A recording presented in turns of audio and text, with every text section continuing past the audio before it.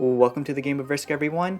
I'm your host, OliveXC, a top player at this game, and today I will be showing all of you how you can get to the top of the Risk ladder. Because not all Risk games are alike. The settings that we're going to be using that are most likely to be getting you a win is the Capital Conquest mode. We're also playing on semi-auto, so that we'll be able to protect our capital. We're going to do progressive, we're going to do blizzards, bots neutral, alliances on. I personally like a map like Central America because when you look at here, none of the bonuses are extremely overwhelming. So there's no chance for someone to snowball really quickly to just dominate the game. And what's great about these settings is that if you get attacked a lot on your first turn and have a really bad start, it can be really easy to just sit on your capital, stay and get really strong, and then play the late game. But I want to show all of you, really, if you're interested in getting to the Grandmaster and moving high up as possible, progressive caps is the way to do that. So we're going to speed ahead to us putting down our capitals and starting our first turn. Alright, so we placed everything down on our first turn and we're about good to get started. If we notice on turn 1, one of the players bought it out right away. So I'm playing on semi-automatic settings. So it's random territories. We need to place down our troops wherever you want. So a lot of times players will just give up. When playing with an inactive bot, it just makes it a lot easier to stay alive for a bit. We can see right here, since we started out with just one bot right here, by having one bot just stay in, getting a lot of territories, it can make a lot of problems for players in the future. So I could be trying to go for a continent right now. However, I have no idea how strong this black bot is going to go for me. All of my opponents are capped down below.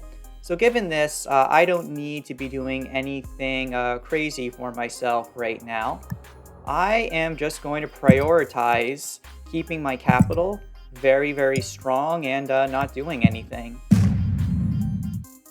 Because at the end of the day, what's great about these settings right here is even if I get a slow start and people get all these continents and extra troops, as long as I am keeping and maintaining a very strong capital for myself, it's going to be unlikely for players to eliminate me.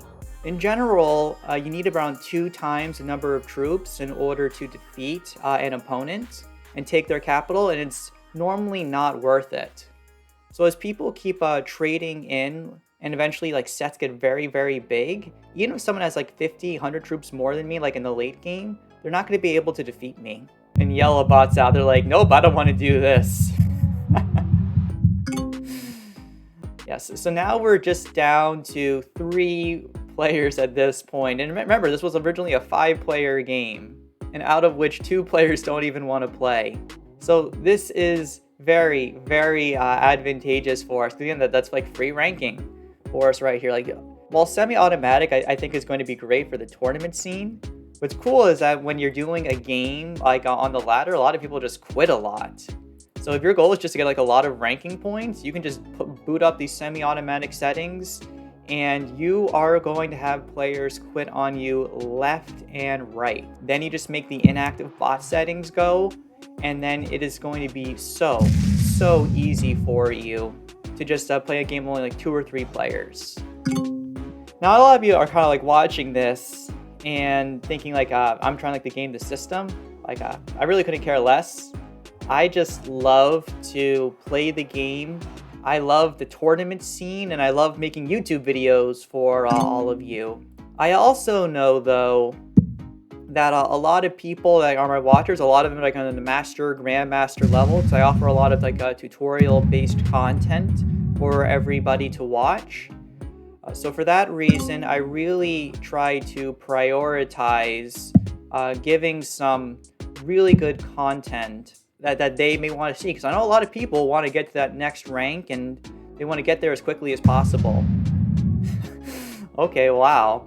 The black player just lost a lot of troops. You can see right here, even though they got all those troops right there, barely did anything. So you see, none of our opponents are having a continent at all for themselves. So all I am going to prioritize doing is getting one card for myself, going back to my capital, and just staying nice and safe right here. No one is able to attack or eliminate me.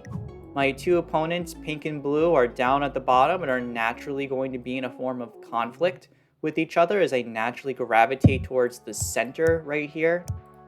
And you can see just being like on a medium-sized map where no player can really expand like crazy like with the bonuses like very easily. And now we see the blue player just taking one card per turn right here. And look, they're blue and pink are in conflict. They're my only opponents that are left right here. So it's almost about like I'm about to be going against like the bot. Hit the 11? Yes. See guys, this is so easy because people are making all these attacks early game. You don't need to be making these attacks early game. All that you need to be doing is being as safe as possible when you are attacking, and that's going to allow you to get those quick wins for yourself. Because now look, blue is so weak right here.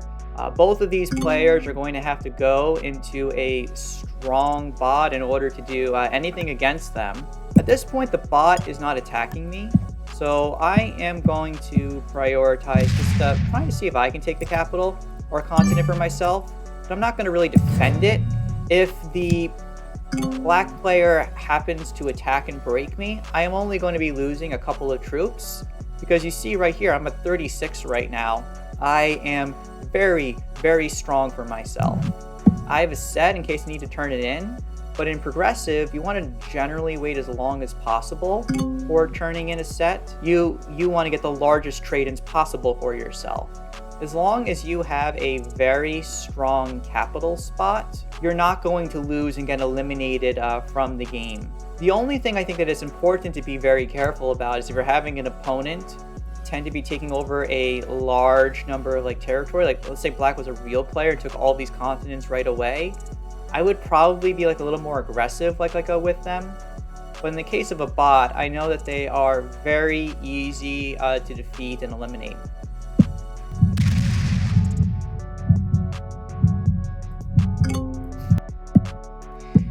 Yeah, and now look, the conflict between pink and blue is continuing right here, you guys. Like, look at this. My opponents have 11 less troops than me. The absolute worst thing that could happen is that black breaks me and I lose a like one troop. Like, I am in wonderful, wonderful shape for myself right now. Ooh, and the bot just got off their capital, you guys. I think I can be taking advantage of this right here.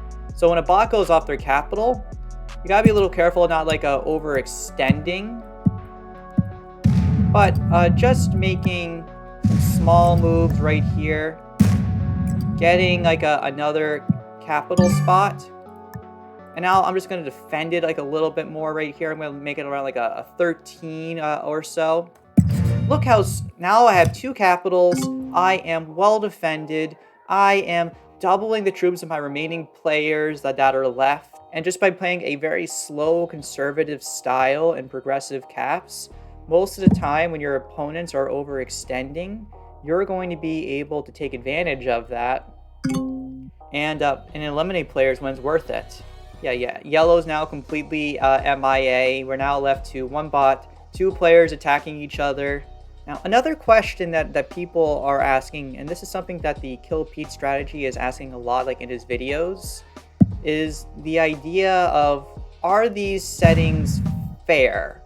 Is the idea, because before we had our FFA and 1v1 ladder split, the ladder was filled with people who were basically doing risk 1v1, which is like almost a completely different game for ourselves.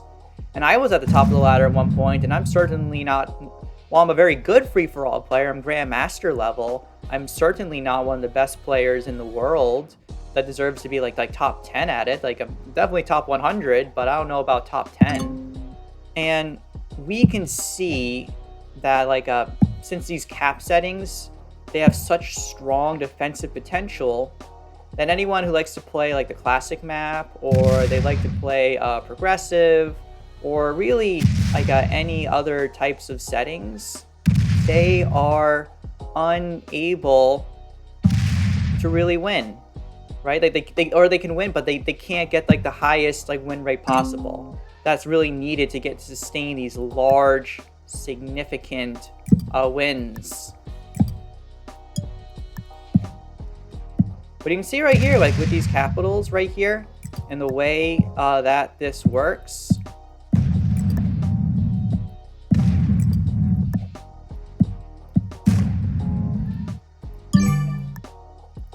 I will just be able to attack forever.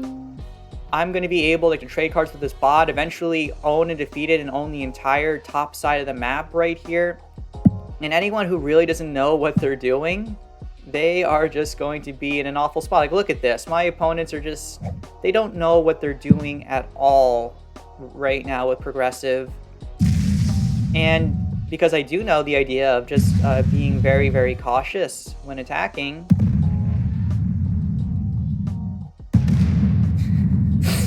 look at this.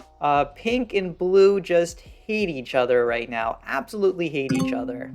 And look, now my opponent is trading in because they have to. I'm going to be getting the largest trade in right here.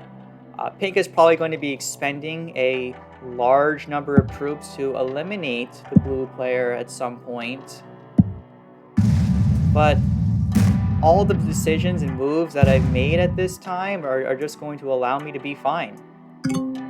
I'm keeping also the black bot in control right now by just attacking a little bit, and now I'm going to be able to really push forward in this game and give myself an advantage.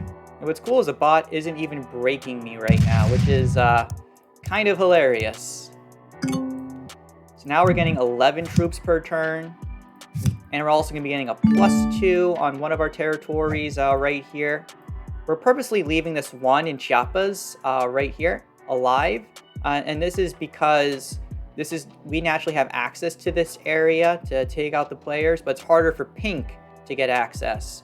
Eventually, you want to be able to eliminate players when it's worth it for their cards.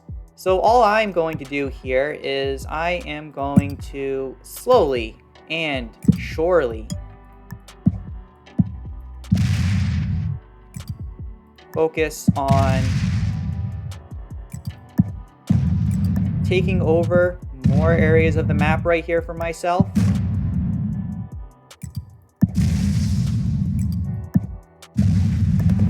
Keeping the bot nice and controlled. Look at this. I'm owning 2 continents right now on the board. I have 2 very strong capitals. I am doubling my opponents in troops. If this was a progressive game, I would immediately be attacking them to try to get the attacker's advantage. But I don't need to do that right here. I can just take my time. I know that because these two have very bad diplomacy with each other. Look, the pink player is now going to go in right away. They're going to try to eliminate blue. Look, they're taking out all these troops right here. They now have 3 capitals, but they traded in early. They're at only 40 troops. When I trade in, I'm going to have so much right here, okay? They're going to be able to eliminate blue completely.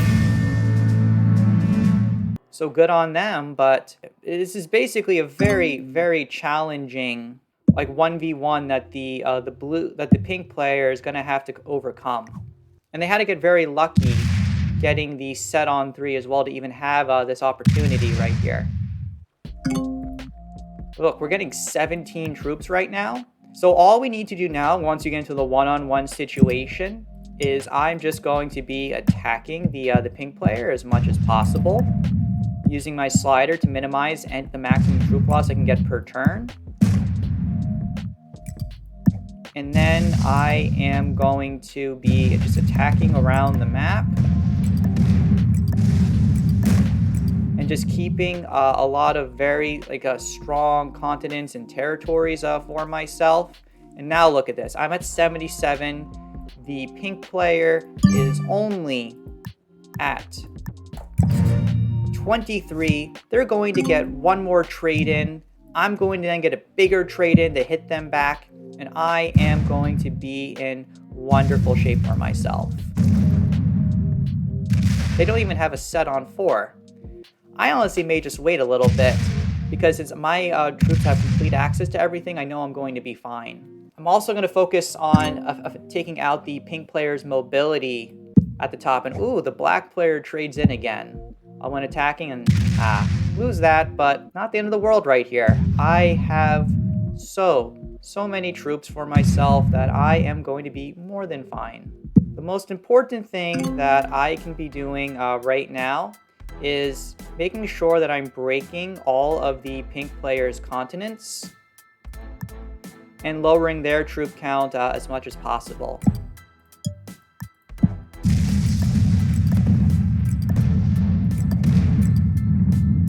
And then I just go back to eventually hope that they hit my capital and they get a bad roll. They're going to turn in, but then next turn I'm going to turn in and get a bigger trade in and be able to give them a lot of damage. They get a good roll though, so they get a little bit lucky right here. But you can see they're at 20 troops below me, and now I'm going to be getting a massive trade in for myself next turn.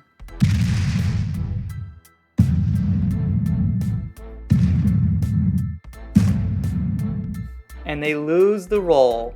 They don't even clear me out of that pocket, so I'm going to be able to place everything there and take most of the capitals. The black bot is very strong right now, where they're getting 11 troops per turn. But since my capitals are all very strong right now, so now I trade in at this time, getting my extra troops for myself. I'm going to prioritize removing the pink player up top, and I'm going to focus on taking out the pink player from the bottom of the board. So now by attacking like this right here, yeah, I think I'm just going to leave everything here.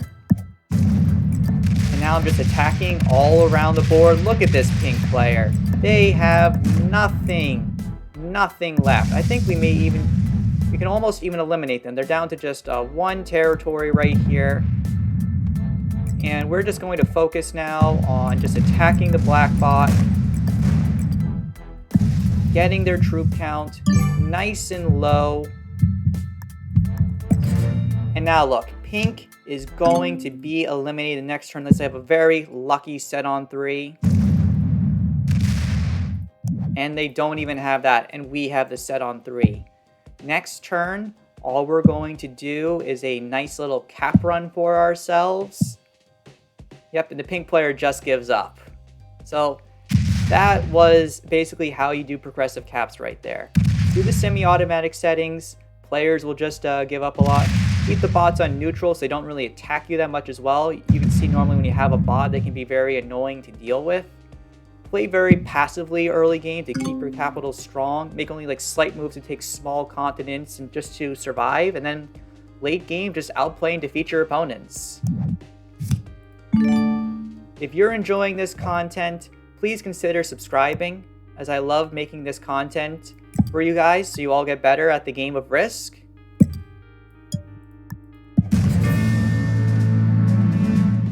But with that,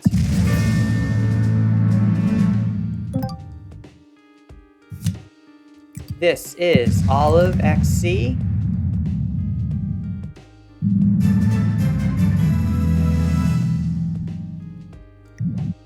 signing off.